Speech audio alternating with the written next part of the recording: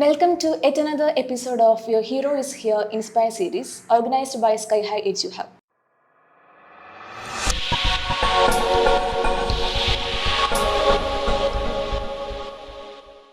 Today we have Dr. Abraham Itiachan, the professor and head of the Department of General Medicine, as our guest. Having more than 2 decades of experience in this medical field, he would be sharing one of the biggest challenges he faced during his career.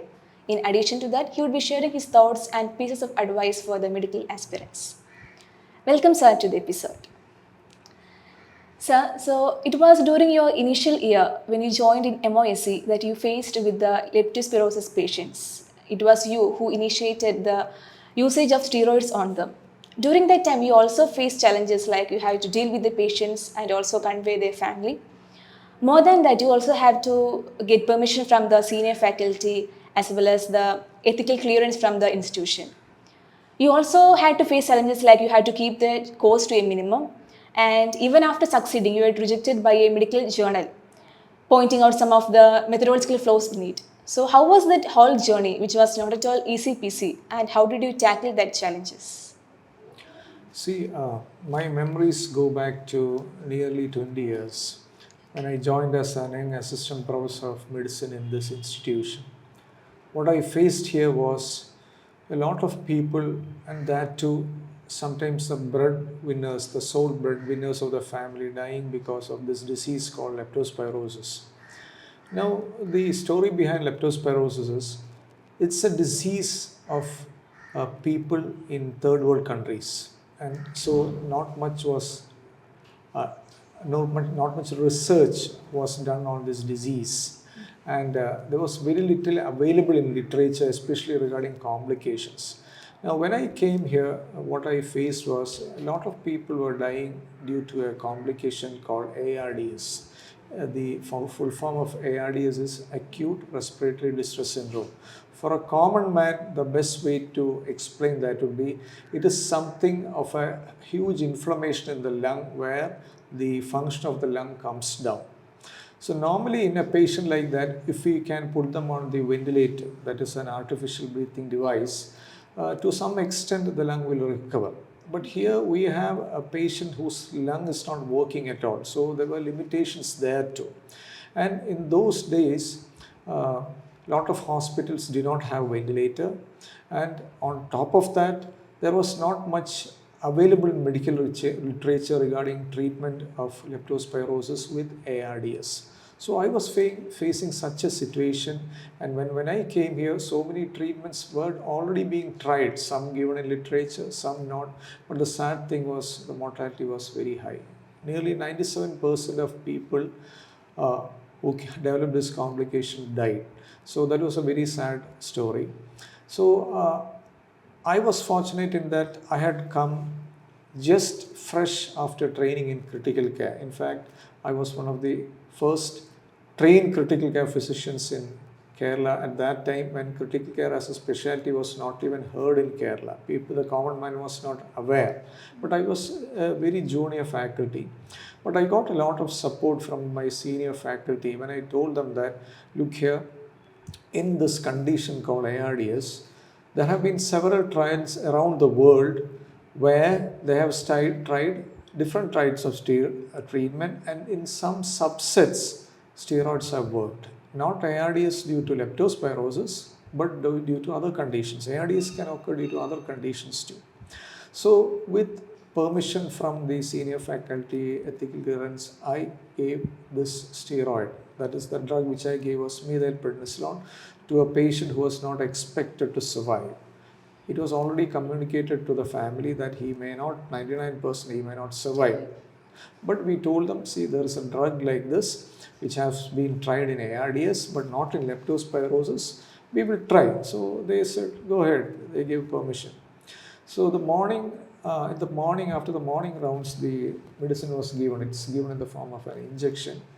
Towards afternoon, I got a call from my ICU nurse saying that she was able to come down on the ventilator supports, the oxygen requirement had come down. I told her it's impossible, I don't believe that. So I told her to take an X-ray. An X-ray was taken, and when I came for the evening rounds, I was astonished Now, just like the morning mist on the window screen of a car slowly disappearing under the rays of the sun, the lungs had started clearing. And this patient who was not expected to survive, survived and went home walking. So that was something very astonishing. So my first impulse was to go into the literature and see whether such cases have been reported from any part of the world. But it was not reported from any part of the world. So my next impulse was to tell others, inform people who are treating leptospirosis patients, look here, I have done this and seems to be a kind of a miracle drug. Though it's not a new drug, at least for leptospirosis ARDS patients, it worked, it saves lives. But then I was a doctor with not much experience in publications or writing papers. So I had a problem there.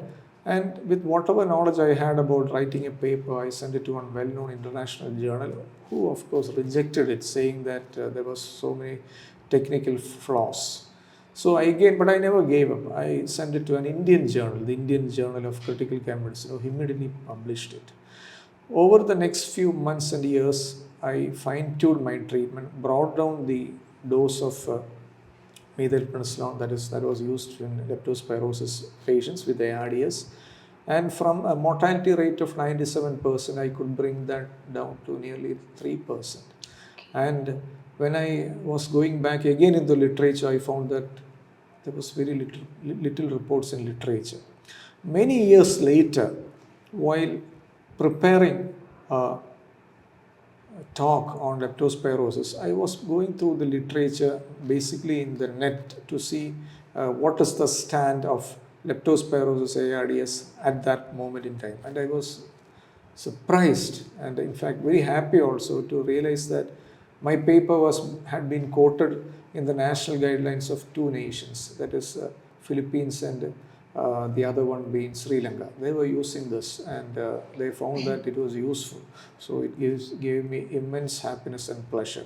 But surprisingly at that time, the Indian guidelines did not accept it, although the last few months the guidelines that came out, they have now sanctioned the use of methylprednisolone, that is the steroid drug used in ARDS. So now it is well established, although there are controversies. I don't say that it is not without fault. There are controversies, some people don't agree, but the major countries where leptospirosis is a problem have accepted it. So looking back 20 years, it gives me immense satisfaction and double satisfaction for the reason that the patients whom I treated were very poor patients, poor farmers. Now, to see that when I treat a patient and the patient survives, it's not only the patient that is surviving, his family is also surviving. It gives you immense satisfaction that have achieved something, done something. And probably the person in whom the drug was used may not realize it, but to me, it gives me tremendous satisfaction. And to sum up it all, or rather, I would say the icing on the cake was when the COVID pandemic broke out. Now, when the COVID pandemic broke out, all of us know that initially the mortality rate was very high. And one study from England came out showing that the complication of COVID that was killing patients, the same complication, ARDS, steroids were useful. They used another steroid called dexamethasone that came out in a well-read journal. And at that time itself, I had a hunch it is the same complications that was occurring in COVID-19 also. So I summed up my opinion. I compared these two diseases and sent it to an international journal as an opinion piece, and that was accepted for publication. So again, there was yet another evidence to show that this drug acts in ARDS, not only in leptospirosis, but some other diseases also. So that was also a great source of satisfaction for me. And so I would like to know the response from the institution. How was the senior faculty? Were they proud of you for? I think your studies was one of the biggest studies, one of the most major studies. It is not the biggest study, but it was the first report in the world. First report, yeah. The report in the world. But the institution, the senior faculty at that time, especially one or two people, very, very, very appreciative. But the management, I am not sure whether they realized the importance of that because for many obvious reasons. But the medical personnel realized it, and that it was an important study, and that it had saved lives. Okay. So, in light of this evidence of pulmonary involvement in both COVID-19 and leptospirosis, I would like to know about the recent Birmampuram blaze, the blaze at Birmampuram waste treatment plant. So, there are reports of respiratory ailments as well as acid rain. So, what do you think are the after effects that would happen to these people? No, this what is happening in Brahmapuram, that is pollution, it has nothing to do with ARDS or the complications which we see in leptospirosis or COVID-19. Yeah. We have had patients who have come from that area after exposure to these fumes, but those are mostly patients who already have pre-existing lung disease and whom, when exposed to these fumes, toxic fumes, get an increase or rather a worsening of their illness. Now, when this broke out, I also did some literature search. It has got both immediate and late effects. The immediate effects are what we saw now, the acute illness, that is patients who already have pre-existing lung disease coming with worsening of their illness. Most of them can be treated and they will recover. But there is one thing which we don't know. See, when you burn plastic, a toxic material called dioxin is liberated. So also so many other toxins which we don't know about, which science is not aware of. Now the late effects of these toxins may come much, much later. It can get into the food chain, and some of these toxins are known to produce malignancies, cancers at a later stage. So we have no idea what is in store for us years from now. Whether the incidence of cancer in Ernakulam is going to go up, we have no idea. That is too early to comment.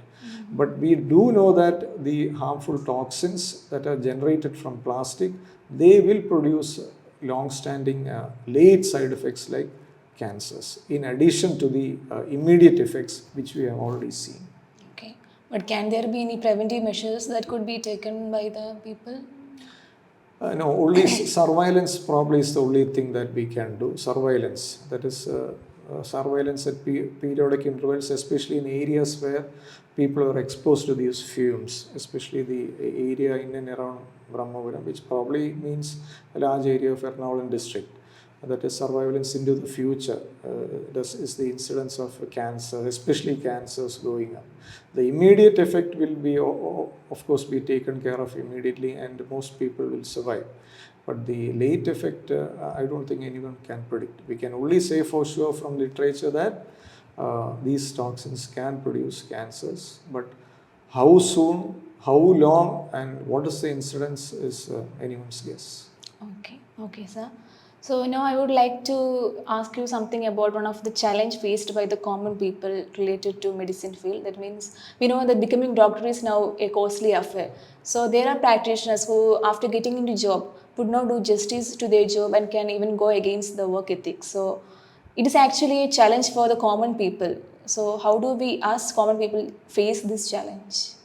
I mean, I didn't get your question. Do you mean that people who want to go for medicine or aspire to be medicine, or you're speaking about the practitioners after completing the MBBS, so after they have deposited huge amount of money for joining the... No, see, I have been teaching medical students for the last 20 years. Okay. The only thing I can tell to parents, not to the students, to the parents, don't push your ward, your candidate, that is your son or daughter, to take up medicine unless they are not aware of that subject. Because I have got students who have been telling me that once they completed their course, so this was not the profession for me. I realized it quite late, and some other people telling that my parents pushed me into this. So I would say that you should never push your children to medicine unless they like the subject. And of course, there is one flaw in our system also. See, in Western countries and all, they have something called a pre-medical course, where you can do a medical course temporarily to see whether you fit into that, and later decide whether you can continue that. You need to continue. Here we don't have that system. Immediately after +2, people write the NEET exam and join this course. There is no way that a student can decide whether this course suits him, this profession suits him. That is a big flaw in our system, but we cannot help it. That only thing is that you should never, especially when you compare the fact that the number of doctors who are coming out every year is going up, and job opportunities are also shrunk, especially in Kerala. I would suggest that you should never push your son or daughter to be doctors unless they like that subject. Okay, but even now I think there are students who pursue just for the sake of status. And Yeah, that is what I told you. Some people realize it late in their life that this was not their profession. And besides, medicine, the profession of medicine has got problems now. You might see in the newspapers and the media. There are so many issues. Of course, everywhere there are problems. I don't want to point fingers, but some of the issues you should not just force a student to do medicine unless he likes it. Especially parents should not do that. okay. Okay, sir. Okay, as a final note, I would like to know the pieces of advice and suggestions you could give for medical aspirants who are very ambitious to become medical doctors. Because we know that even today, becoming a doctor continues to be one of the most sought after professions for the students. So, what kind of advices you can give them? Well, first thing I would say is it is a path of thorns. Okay. മുള്ളു നിറഞ്ഞ വഴിയാണ്, ആലോചിച്ച് എടുത്ത് ചാടാമോ. Okay. Unlike other professions, you have to be 24 hours committed to the profession. And medical profession, medical science is growing by leaps and bounds. So you have to be up to date. The other thing is the number of doctors coming out have increased. There's a lot of competition. In Kerala, at least, without post-graduation, you won't be able to survive. Of course, other parts of India you can do. Or you have to decide that probably after getting my degree, I'll probably go abroad. Because Indian degree, the MBBS, is a very good degree in the sense that our standards are quite high. So that is why Indian doctors do very well when they go to foreign countries, especially the English-speaking countries, whether it's a Commonwealth countries or US. They do extremely well because our MBBS syllabus is so good. So probably if you want to go abroad, that's also a good option. But remember, it is not like many other professions. In fact, people have compared the MBBS course with other courses, and they have come to the conclusion this is the toughest course that a person can do.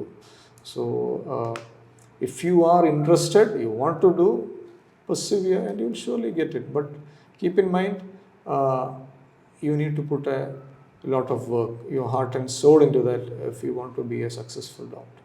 Okay. So, what was your motive behind becoming a doctor? No, my motive means, see, during my time, so many years back,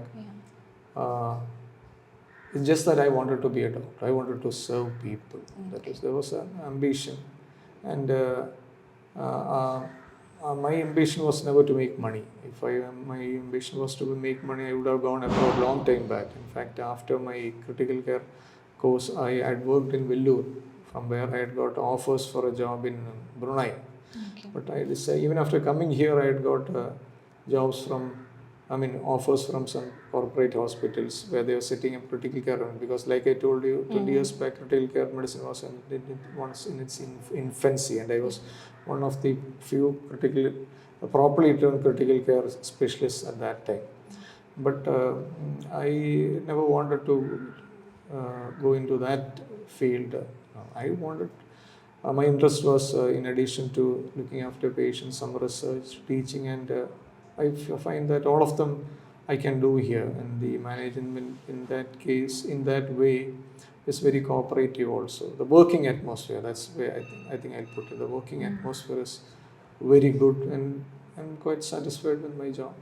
Okay. So, do you had any role model during that time? No, that is during my MBBS days, my school days and all, I had role models. My mentors, I would say, teachers in school, or teachers during PG and all. And after that, people whom I worked with. There are several role models whom I try to emulate.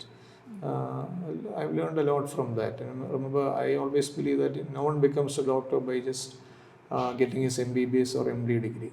It is experience what ultimately makes you a doctor. Because MBBS and MD, whatever degree you have, it's just a foundation on which you grow. Okay, sir. That's the end of the session. Thank you so much for spending your time and letting me interview you. It was actually enlightening. And thank you all. So let's wait for the next episode of Your Hero is Here. Until then, it's me, Alexandra, signing off. Bye.